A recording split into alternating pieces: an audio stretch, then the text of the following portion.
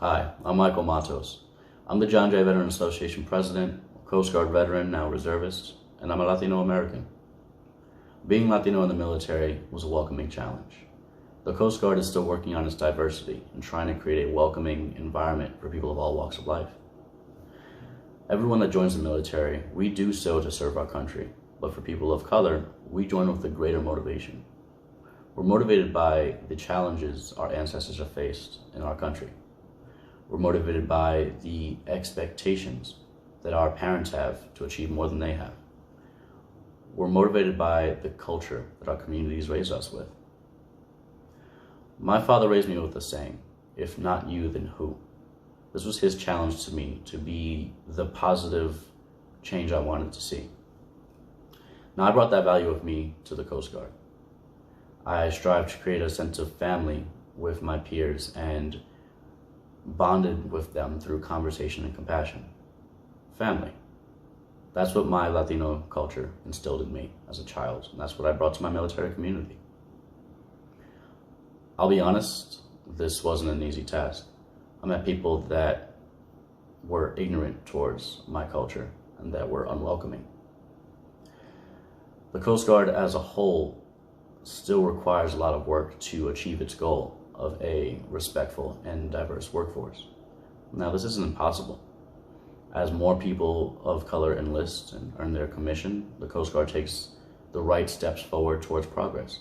And that is an encouraging thought.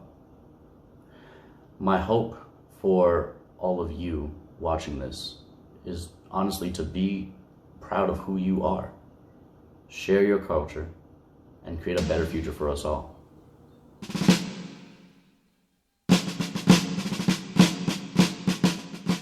I'm Michael Martinez-Sachs, Dean of Students and Assistant Vice President at John Jay College of Criminal Justice. During this Hispanic Latinx Heritage Month, I want to give a shout out to our veterans and military students coming from Hispanic and Latinx backgrounds, which represents almost 50% of our veteran and military student population. Our John Jay Latinx and Hispanic veterans have served in all branches of the active duty and military reserve, in combat, deployed operations, and in crisis support, including the current COVID-19 support operations. Our Hispanic and Latinx veterans military service joins in a long heritage of Hispanic and Latinx Americans serving in the military to defend the nation and its freedoms since the founding of our republic. We appreciate Captain Emilio Marrero of the Defense Information Agency serving as our keynote speaker in this year's observance. As a native of the South Bronx, a proud Puerto Rican American, and a senior officer retired from the long and distinguished Navy career, we are honored to have Captain Marrero share his thoughts about the Hispanic Latinx military experience. To all of our veterans and to all of our military students, but specifically to our Latinx and Hispanic veteran and military students, I want to say congratulations, thank you for your service, and have a wonderful Hispanic Latinx Heritage Month. Thank you.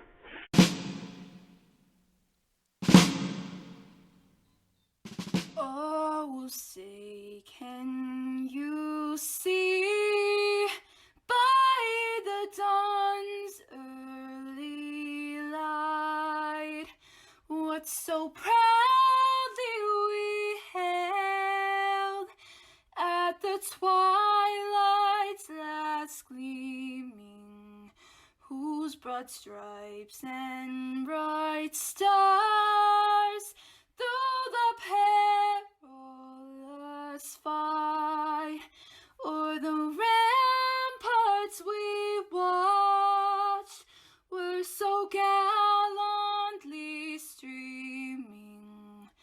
In the rocket's red glare, the bombs bursting in air gave proof through the night that our flag was still there.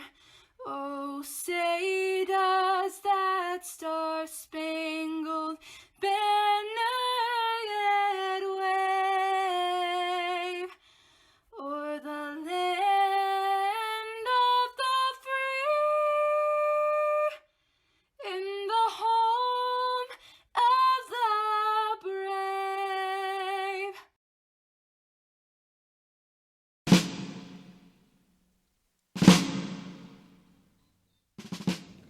pledge allegiance to the flag of the United States of America and to the republic for which it stands, one nation, under God, indivisible, with liberty and justice for all.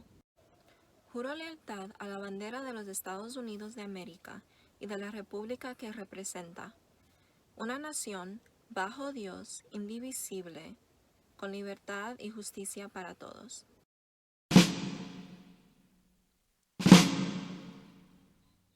Hello everyone, my name is Allison de la Rosa. I currently serve the Army Reserves as a Human Resource Specialist.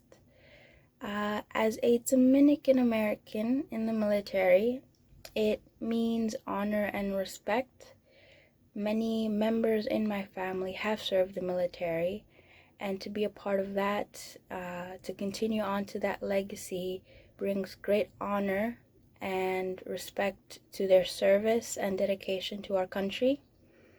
Also, as a Hispanic woman and Latina, it just brings great love and pride to the many, many strong and brave Latino soldiers who are in the military today. So with that, I want to thank you and wish you all a happy Hispanic Heritage Month. Hi, my name is Ashley Gomez. I'm in the Army Reserves. I'm a Latina as well. Being a Latina in the Army has shaped me and helped me and guided me, because growing up in a strict house, as you know, how Latinos house, especially if you're a female, I learned how to maintain my discipline in and outside the house. I also know how to act, as in for determination in becoming who I want to be and pursuing my military career.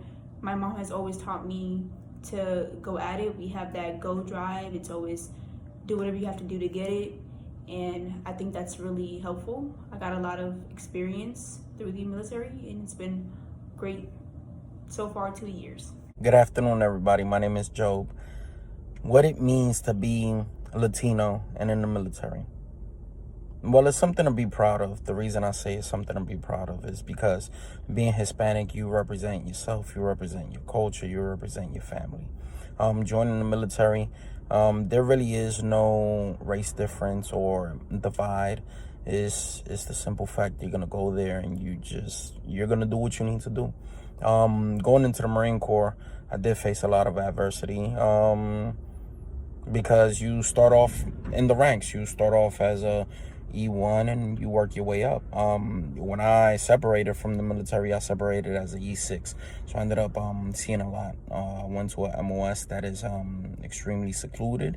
MOS is a military occupational skill, and it's exclusive, secluded to a certain number of individuals, and it's very difficult to get in. Not a lot of African Americans, Hispanics, or minorities get into that type of field, so it's a little bit difficult.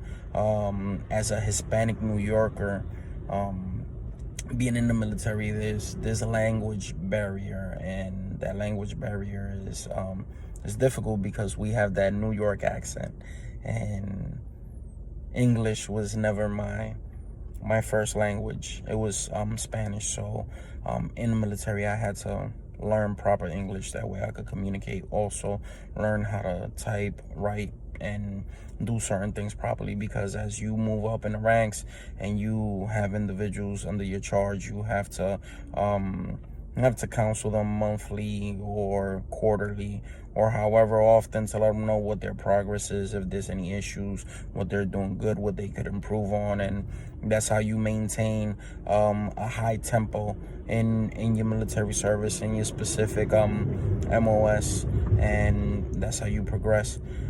But being Hispanic in the Marine Corps, it meant everything to me, because I was able to bring a lot of different things to the table because of my Spanish heritage, because of the way we're tight, because of the way that we share certain things, our culture and certain things like that.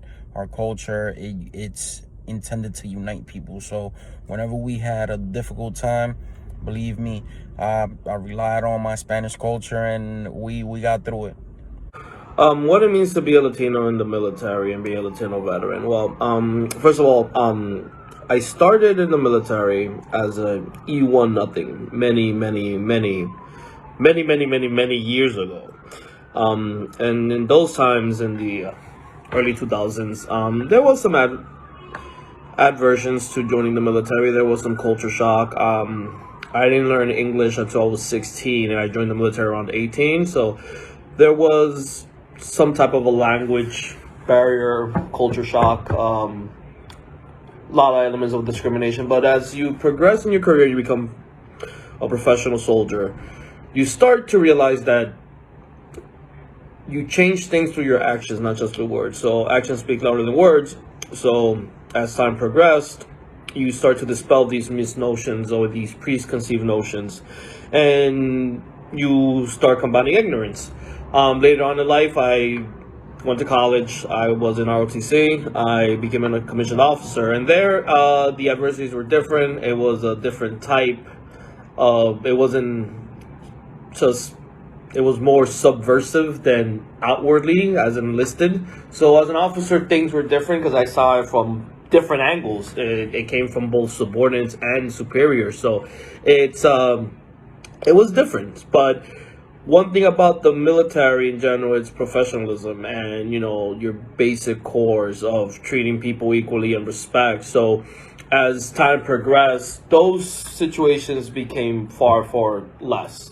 But, you know, things were not easy. They were difficult, but those difficulties make you better, and it helps you grow as a person.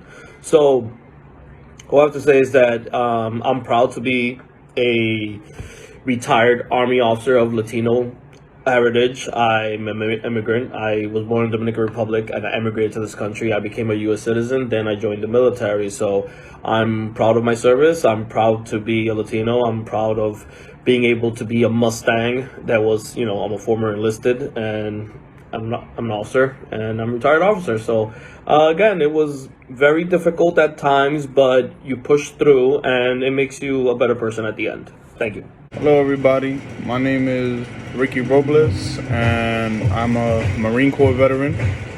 I am currently attending John Jay College of Criminal Justice. I'm a senior, so I'm about to graduate next semester. And I'm here to talk to you about my experience being a Hispanic person or Latinx person in the Marine Corps. So when I first joined the Marine Corps, I was fresh out of high school, and you know, when you get there, it's different.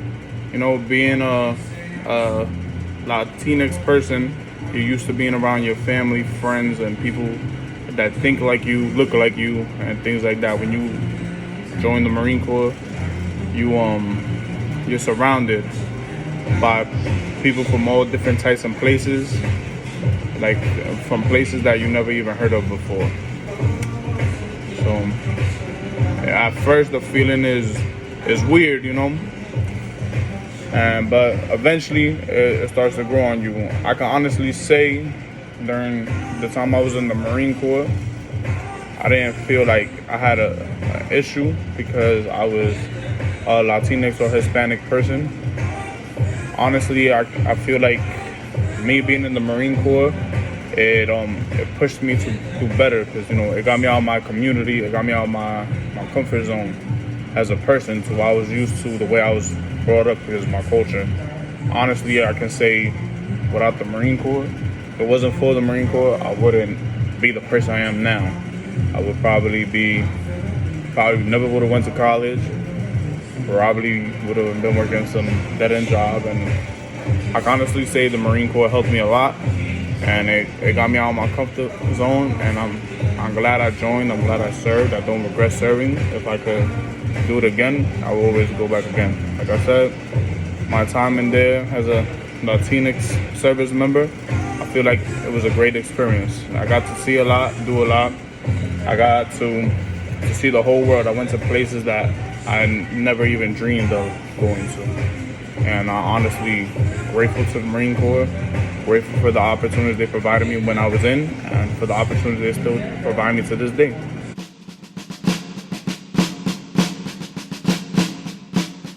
Medal of Honor was introduced during the American Civil War and is the highest military decoration presented by the United States government to a member of its armed forces. The recipient must have distinguished themselves at the risk of their own life, above and beyond the call of duty in action against an enemy of the United States. Due to the nature of this medal, it is commonly presented posthumously. 60 men of Hispanic heritage have been awarded the Medal of Honor.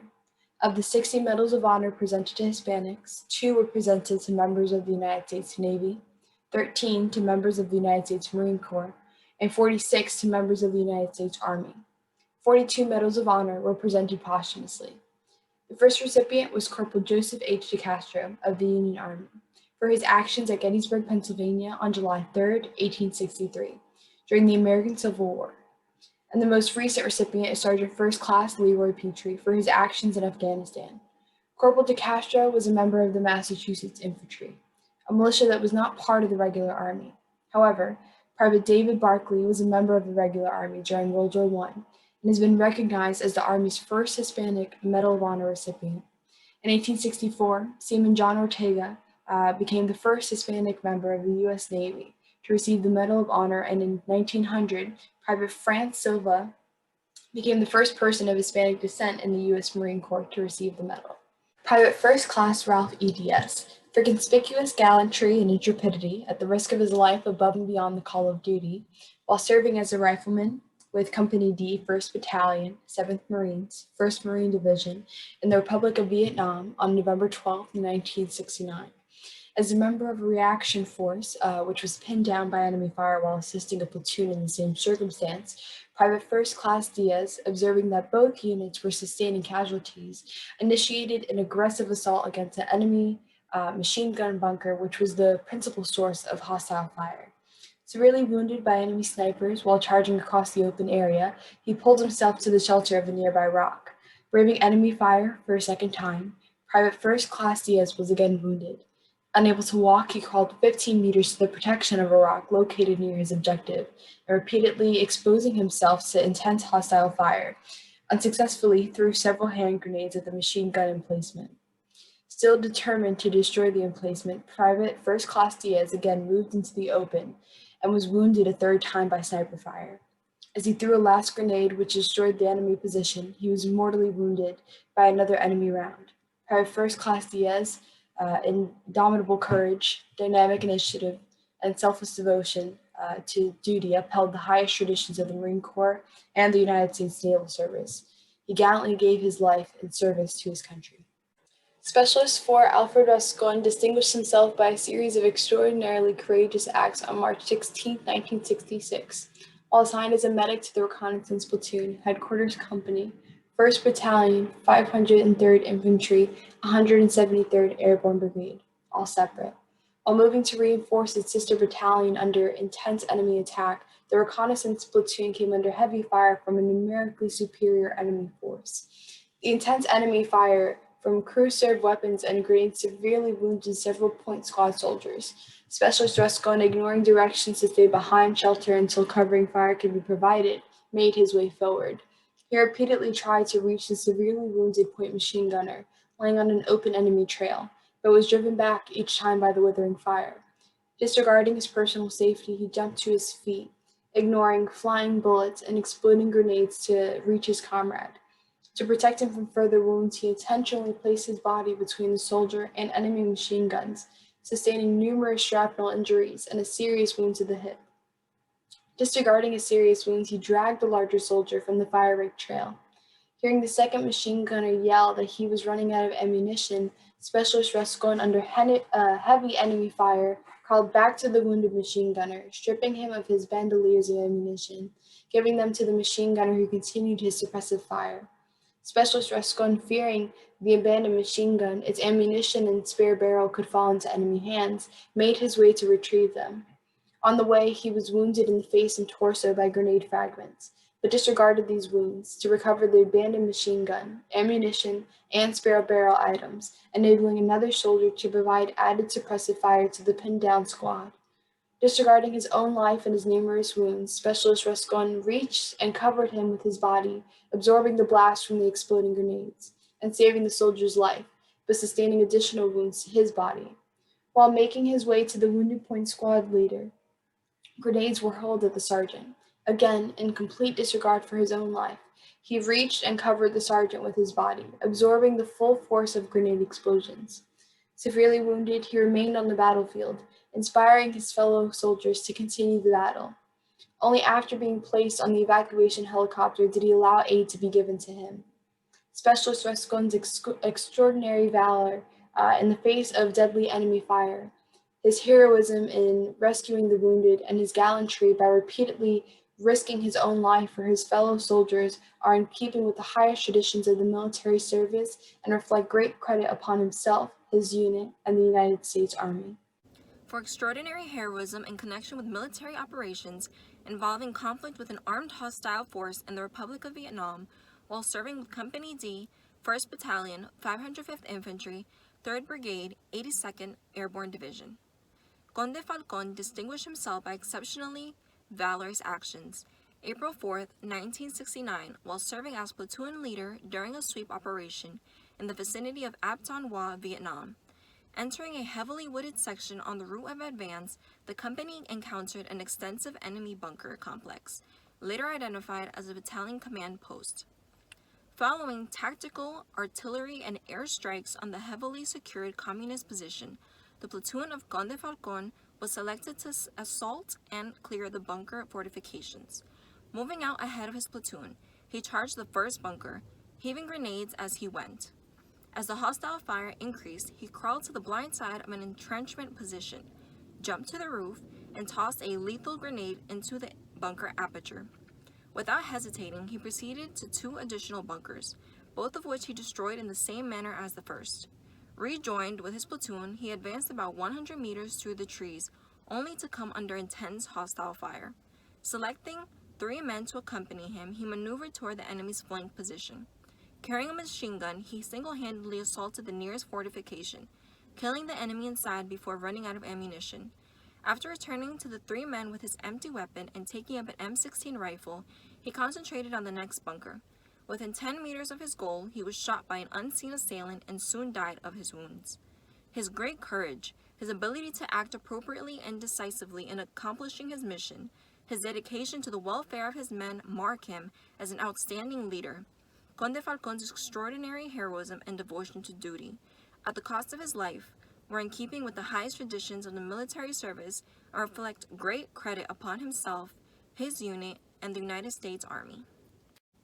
For conspicuous gallantry and intrepidity at the risk of his life above and beyond the call of duty, Staff Sergeant Leroy A. Petrie distinguished himself by acts of gallantry and intrepidity at the risk of his life above and beyond the call of duty in action with an armed enemy in the vicinity of Paktia Province, Afghanistan on May 26, 2008.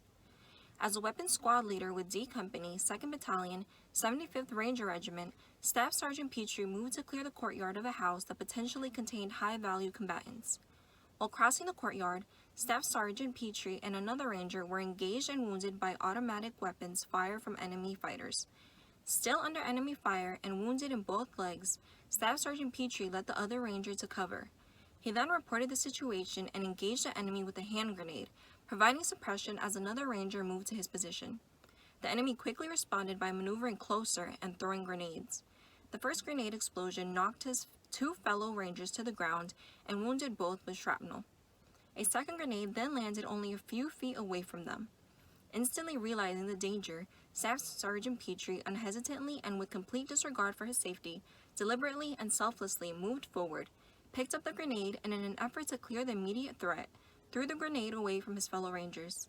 As he was releasing the grenade, it detonated, amputating his right hand at the wrist and further injuring him with multiple shrapnel wounds. Although picking up and throwing the live grenade grievously wounded Staff Sergeant Petrie, his gallant act undeniably saved his fellow rangers from being severely wounded or killed. Despite the severity of his wounds, Staff Sergeant Petrie continued to maintain the presence of mind to place a tourniquet on his right wrist before communicating the situation by radio in order to coordinate support for himself and his fellow wounded rangers. Staff Sergeant Petrie's extraordinary heroism and devotion to duty are in keeping with the highest traditions of military service and reflect great credit upon himself, 75th Ranger Regiment, and the United States Army.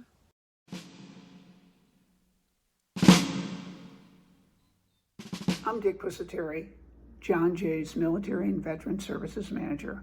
Welcome to this year's Hispanic Military Heritage Observance. It is appropriate during this Heritage Month that we lift up the contributions of Hispanics, of our Latinx members of the armed forces throughout our American history.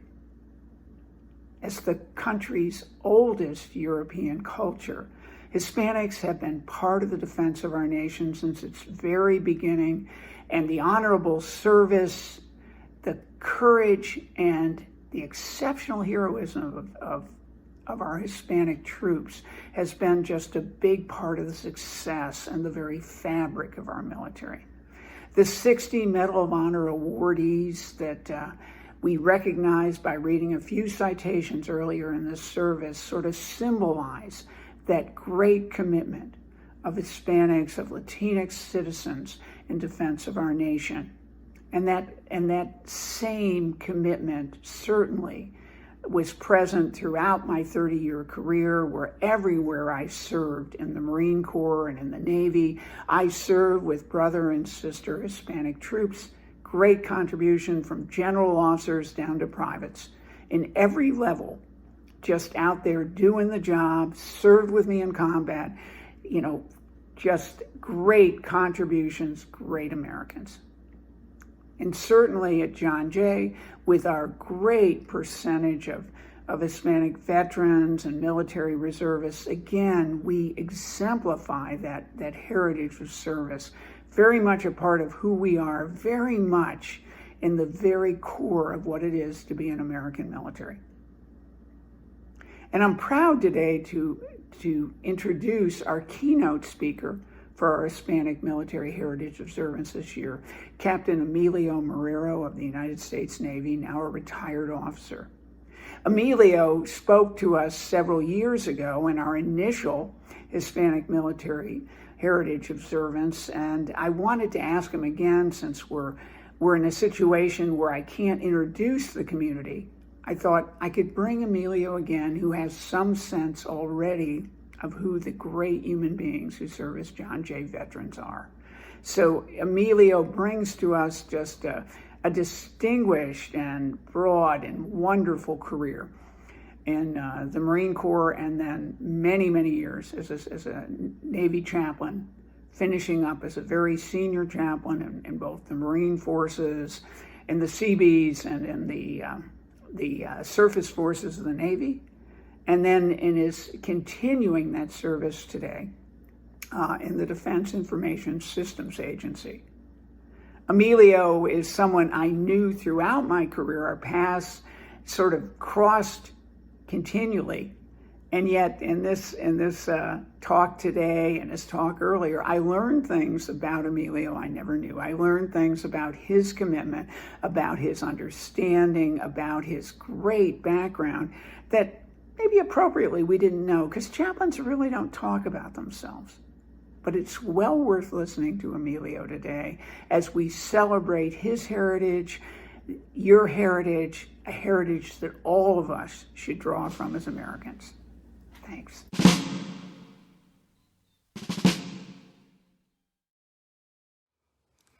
Saludos. I am Emilio Marrero, and it's a real pleasure to once again join you for your National Hispanic Heritage Celebration at John Jay College of Criminal Justice. A few years ago, I had the blessing of being able to visit you on campus in New York and to break bread with you. It was a good time getting to know some of you and seeing where your journeys had brought you. This year, we're facing a new normal with COVID-19. And so we're going to have to settle for a virtual connection rather than a physical one. I do hope that you will extend another invitation in the future so that we can get to see one another again. I want to thank your committee, and in particularly Dick Pusateri, who has been a friend and a peer in military ministry for a very long time. Thank you for inviting me back to be able to share with you and just partake during this event. For those of you who don't know me, let me begin by sharing a bit of context about myself. I was born and raised in the South Bronx in New York. We arrived in the Bronx in the early 60s, and we saw the South Bronx transition from a Jewish and Polish neighborhood to a Black and Puerto Rican neighborhood, and it began to go through a significant amount of growing pains during that time. Those were real violent and turbulent times in the 70s. The Bronx literally began to burn down around us. We lived on 146th Street between Brook and Willis Avenue at the time, and in over a year's time, we lost over half of the block to massive fires. In the midst of such, we had no choice but to stay and to endure. We had no resources and nowhere to go. It was a period full of street gangs, homicides, drugs were easily available everywhere, and it was just violent, really violent. So at the age of 16, I was incarcerated for looting during the New York City blackout, and I faced up to 1 year of prison at Rikers Island. If it wasn't for the help of my mother's pastor, who came to my aid, and in spite of my guilt, they supported me and advocated for me. And those efforts, those genuine efforts on their behalf, transformed my young heart and inspired me to pursue a new life serving my faith. And because of them, I was kept out of jail and I had a second lease on life. Now, this led me to leave New York City and go to college in the suburb of Philadelphia to pursue my ministerial training and education. However, there was a problem. You see, I didn't envision myself as being one of those traditional pastors that serves in a small community church, counseling, visiting, and doing services in the same community for year after year. Not that this form of care isn't special, because it really is. And it requires a very special calling and very special people to be able to do that. It's just that that wasn't my calling. It wasn't my desire. In contrast, ever since I was a sophomore in high school, all I wanted to do was join the Marine Corps. It was a passion that was deep within me, and I knew I had to follow it. Many people counseled me to put it out of my head. They told me that as a person pursuing ministry, that I needed to start thinking about being a community pastor. And regardless of the restlessness that I was feeling, I just felt like I had to do something. So one summer, between college semesters at college, I joined the Marine Corps and went off to boot camp, to the chagrin of my professors and others. And in boot camp, I made a tremendous discovery. I discovered military chaplaincy. And it became abundantly clear to me that I could pursue my passion to serve God and my passion to serve in uniform, both at the same time. So let me tell you, it wasn't easy, because I was constantly still being told by people in my faith community and in the Latino community that serving the military was probably not the best move. I was told time and time again that I should be planting myself in the local community and staying there, serving there. Now, I understood why this was happening. There was a great need in the community, in the urban community in New York and in Philadelphia, but yet my passion pushed me elsewhere. So I did it. I did what my heart told me and what I felt God was leading me to do. And it was the best decision ever. I was able to serve my country. I was able to serve people in their faith journeys in ways I never would have guessed before. I served overseas. I encountered people from different cultures, from different experiences, from different walks of life, and from different faiths. I served in peacetime, but I also served in wartime with Marines in Desert Storm, 2 tours in Iraq, and I supported Navy Expeditionary Combat Forces in Iraq and in Guantanamo and overseas. Then in my last tour as a Forces Pacific chaplain, I counseled commanding officers around the world as they commanded their ships and ensured that the religious liberties of their sailors was secured under their leadership. When I was with the 1st Marine Expeditionary Force in Iraq, I helped save the ancient site of Babylon from looters and oversaw the initial efforts to restore it and hand it back to the Iraqis, while also using the experience to teach our Marines and sailors about history and Nebuchadnezzar's link to the Bible. Now, can you imagine? Can you imagine the irony of a South Bronx looter being the force to stop looting in the ancient site of Babylon? I retired in 2012, and since then, I have worked in the nonprofit world advocating for Hispanic issues and for Hispanic concerns in education, in religious liberty, in immigration, and in poor communities throughout the efforts of Esperanza USA. After I left Esperanza, I pastored the church for 6 years, and now I am serving the federal government, again, as a spiritual fitness program manager. Now, we're coming together And I have this opportunity to address you because it's Hispanic Heritage Month and I'm Hispanic. So it's the time of year where we, as a diverse community, we come to lift up and honor the contributions that Latinos have made to this country in history, in culture, in leadership, and in service. As we gather, I think it's important that we support these various cultural events because they keep reminding us that the true power of diversity comes to play when it is used to bring us together in unity to serve one another. You see, diversity doesn't apply solely to the fact that we're Hispanic in a North American context, but it's the fact that even when we speak of the term Hispanic or Latino, we're celebrating the contribution of diversity of Latinos. Hispanic Heritage Month is not about a culture, one single culture that has contributed to the shaping and preservation of the American dream. No, it's about how we who share a common ancestry from over 20 countries and territories throughout the Americas and throughout the Caribbean, we can come together to support one another and support this nation. We often speak with great pride of our grandparents and their culture and their customs. And we celebrate it as part of our own because it's in our blood.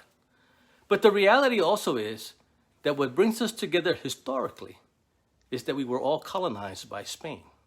Now, this means that we are now the modern symbol of how the world of the European, the indigenous, and the African were forged together in a very violent and oppressive force. To be Hispanic or to be Latino is to recognize that we are the byproduct, the historical and biological children of the meshing of these three worlds. And each was a world unto its own. When we speak of the indigenous, it wasn't just one tribe. We're representing tribes and nations from throughout the Americas. When we speak of African lineage, we're also talking about a plethora of tribes from around the continent. We are the children of the mixing of tribes forced together by the slave trade. And even when we speak of the Spanish, let's not have the illusion that we were all purebred noblemen of Spain, but rather there were a smattering of various European tribes who very often were forced to serve the rich and the throne, and in some cases were here in the New World because they were indentured servants or they were under forced labor. So here's my point about all of this. As Latinos, we can stand at this crossroad in history and we can trace our DNA. We can look at our history of centuries past and even recent past. And in realizing what our past is like, we must decide today how we're going to move forward. We can pause here and we can dwell in the brutal sins of the past. We can grow angry and we can be despondent and even shed a tear of empathy for our ancestors, but we can't change any of it. Or, in the traditions of our faith, we can recognize the sins of the past. We can render forgiveness to free ourselves from that past and move on to forge a new future. We can forge a new world with our new understanding, with our diversity, and our God-given rights that we proclaim as Americans. And we can seek to become the turning point, the generational pivot that breaks the mold of the past and becomes the example for the future. In my career, both in the Navy and Marine Corps and throughout in the civilian sector, time after time, I've had to be the one to educate those who I serve with about who I am as a person of faith, as a Latino, as a leader, and as someone who believes in the American dream. It's an unfair burden to carry, but it's the burden that we all must carry if we want to be able to author the writing of our story, rather than having others write about us through the misconception of their views.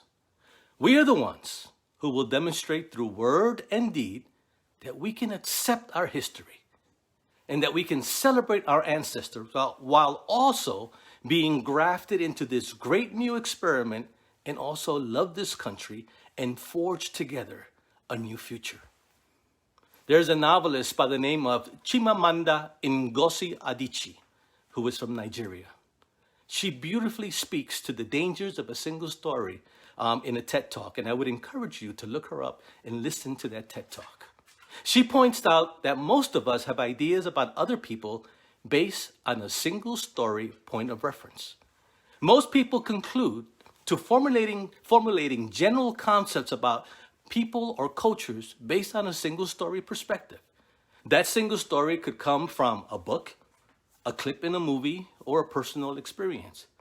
And we create a single story by portraying people as one thing over and over again.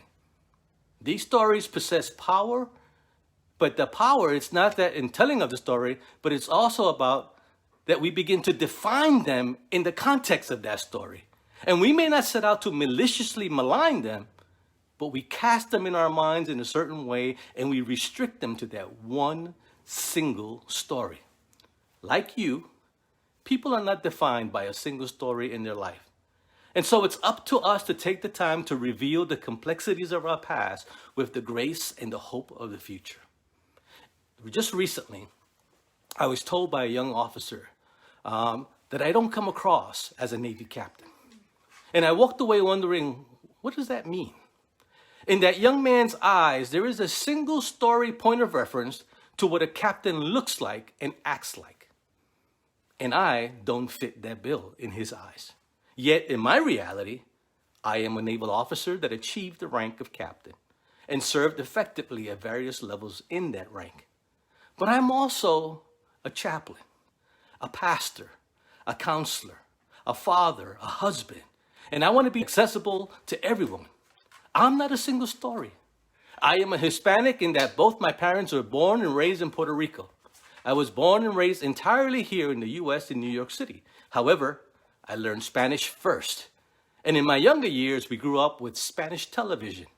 And the newspaper that we saw on the breakfast table was El Diario La Prensa. Yet, I see myself, and I am a full-blooded American. I love this country. I have served it. I have traveled the world. And for all of its imperfections, I still believe this is the best place in the world. I love apple pie. I love baseball. And I can't identify any other way except as American. And I am not a single story. My counsel to you today is do not let others define you through their single story perspective. By the same token, don't be lazy and define others through a single story lens.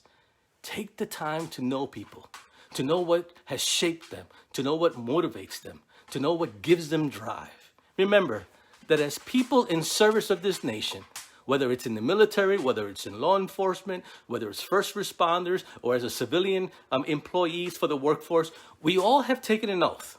And that oath is not to a culture, it's not to a political party, and not to any individual. It is an oath to the Constitution of the United States. The greatest gift you can give the next generation is the same opportunity granted to you, but with a better example of unity, a better example of service, and a better example of love. God bless you. Go out and forge a new future.